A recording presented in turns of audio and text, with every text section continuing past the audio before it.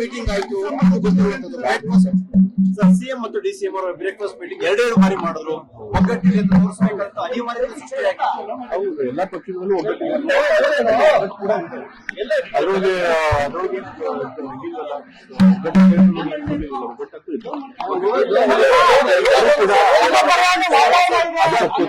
Sir ಗೊಂದಲ ಇಲ್ಲದೆ ಅದು ಕ್ರಿಯೇಟ್ ಆಗ್ಲಿಲ್ವಲ್ಲ ಸರ್? ಅದು ಬ್ರೇಕ್ಫಾಸ್ಟ್ ಈಗ ಗೊಂದಲ ಇದೆ ಇತ್ತು. ಯಾಕೆಂತಂದ್ರೆ ಅವರು ಹೇಳಿದ್ರು ತಾವು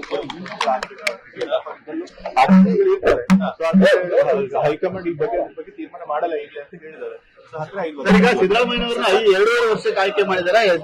ಪೂರ್ಣಾವಧಿನ ಸರ್, ಯಾಕಂದ್ರೆ ಆ ಚರ್ಚೆ ಈಗ ಸಿಎಲ್ಪಿ ಆಯ್ಕೆ ಮಾಡ್ಬೇಕಾದ್ರೆ ಇಷ್ಟು ವರ್ಷಕ್ಕೆ ಆಯ್ಕೆ ಯಾರು ಮುಖ್ಯಮಂತ್ರಿಗಳು ಆಗ್ಬೇಕು ಅನ್ನೋದನ್ನ ಅಷ್ಟೇ ತೀರ್ಮಾನ ಮಾಡ್ತಾರೆ.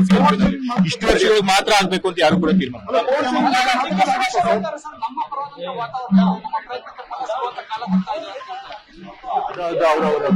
ಹೈಕಮಾಂಡ್ ಸ್ಪಷ್ಟಪಡಿಸಿದೆ ಸರ್. ಈಗ ಸದ್ಯಕ್ಕೆ ಲೀಡರ್ಶಿಪ್ ಬದಲಾವಣೆ